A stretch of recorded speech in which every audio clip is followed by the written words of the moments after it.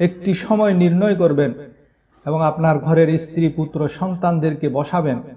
আপনি একটি আয়াত তেলাওয়াত করে তার অনুবাদ করবেন এবং তার তাফসীর পড়ে শোনাবেন দেখে দেখে।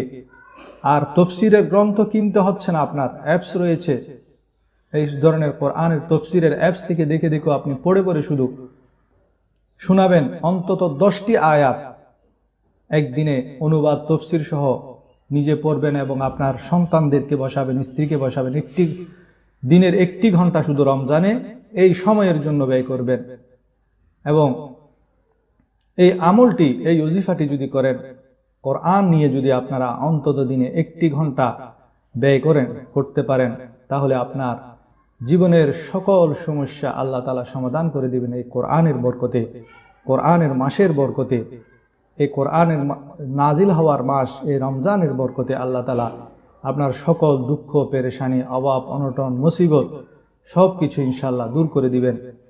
এই প্রোগ্রামের পরে 1 ঘন্টার কোরআন তালিমের প্রোগ্রামের পর আপনি যে দোয়া করবেন আল্লাহ তাআলা তা কবুল করবেন।